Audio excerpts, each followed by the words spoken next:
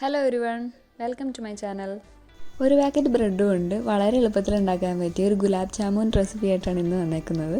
റെസിപ്പിയിലേക്ക് പോകുന്നതിന് മുന്നേ ആദ്യമായിട്ടാണ് എൻ്റെ ചാനൽ കാണണമെങ്കിൽ ഒന്ന് സബ്സ്ക്രൈബ് ചെയ്യുക, തൊട്ടടുത്ത് ബെൽ ഐക്കൺ കൂടി എനേബിൾ ചെയ്യുക കേട്ടോ. നമ്മളപ്പോൾ ഒരു പാക്കറ്റ് ബ്രെഡ് എടുത്തിട്ടുണ്ട്. ഈ ബ്രെഡ് വെച്ചിട്ടാണ് നമ്മൾ ഉണ്ടാക്കാൻ പോകുന്നത്.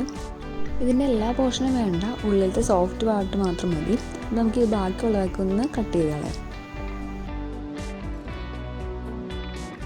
സൈഡൊക്കെ നല്ലോണം കട്ട് ചെയ്ത് ഉള്ളിലത്തെ പോർഷൻ മാത്രമായിട്ട് എടുത്തിട്ടുണ്ട്. ഇനി നമുക്കിതൊന്ന് പൊടിച്ചെടുക്കണം. കൈ കൊണ്ട് പൊടിക്കുക, അല്ലെങ്കിൽ മിക്സിയിലിട്ട് പൊടിച്ചാലും മതി. പൊടിച്ച് വെച്ചേക്കുന്ന ബ്രെഡിലേക്ക് നമുക്ക് കുറേശ്ശെ പാലൊഴിച്ച് ഒന്ന് കുഴച്ചെടുക്കാം. ആദ്യമേ തന്നെ കുറേ പാലൊഴിക്കരുത്, കുറേശ്ശെ ഒഴിച്ച് നോക്കിയതിന് ശേഷമേ ഒഴിച്ച് കൊടുക്കാവുള്ളൂ. ഇപ്പോൾ ഇത് നല്ലോണം കുഴച്ചിട്ടുണ്ട്. ഇനി നമുക്ക് ചെറിയ ഉരുളകളാക്കാം.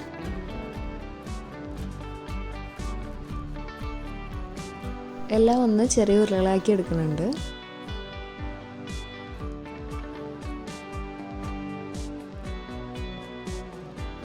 ഇനി നമുക്കിത് എണ്ണയിലിട്ടൊന്ന് വറുത്തെടുക്കാം. എണ്ണ ചൂടാകുമ്പോഴേക്കും ഓരോന്നായിട്ടിട്ട് ചെറിയ തീയിലൊന്ന് വറുത്തെടുക്കാം.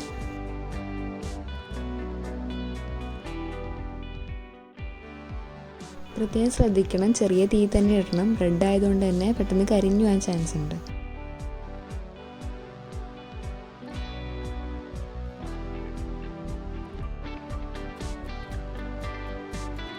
ഇത് നമുക്ക് ചെറിയൊരു ബ്രൗൺ കളർ ആകുമ്പോൾ തന്നെ നമുക്ക് വറുത്ത് വരാം.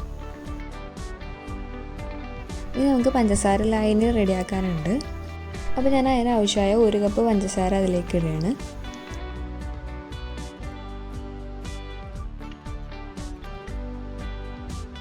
അതിലേക്ക് ആവശ്യത്തിന് വെള്ളം ചേർക്കുന്നുണ്ട്.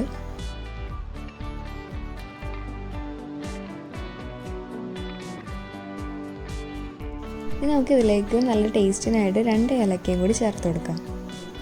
ഇത് നല്ലോണം തിളച്ചൊന്ന് കുറുകി കിട്ടണം. അപ്പോൾ ഇത് കണ്ടാൽ അറിയാം ചെറുതായിട്ടൊന്ന് കുറുകി കിട്ടിയിട്ടുണ്ട്. ഇനി നമുക്കിതൊന്ന് ഓഫ് ചെയ്യാം. ഇനി നമുക്കിതിലേക്ക് വറുത്ത് വെച്ചേക്കണ ബോൾസ് ഇട്ട് കൊടുക്കാം. കുറച്ച് നേരം ഒന്ന് ആ ലൈനിൽ കിടന്നു കഴിയുമ്പോഴാണ് ആ ടേസ്റ്റ് നമുക്ക് കിട്ടുക. ഉള്ളിലേക്ക് നല്ലോണം പാനിയൊക്കെ കയറി ഒന്ന് സോഫ്റ്റായി നല്ല ടേസ്റ്റോടെ തന്നെ കിട്ടും.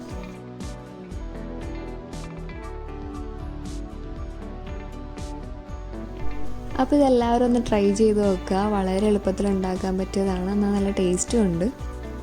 ചെയ്ത് നോക്കിയിട്ട് എല്ലാവരും ഒന്ന് അഭിപ്രായങ്ങളൊക്കെ ഒന്ന് കമൻറ്റ് ബോക്സിൽ ഇടുക. അപ്പോൾ നിങ്ങൾക്ക് എൻ്റെ വീഡിയോ ഇഷ്ടമായെങ്കിൽ ലൈക്ക് ചെയ്യുക, ഷെയർ ചെയ്യുക, സബ്സ്ക്രൈബ് ചെയ്യുക.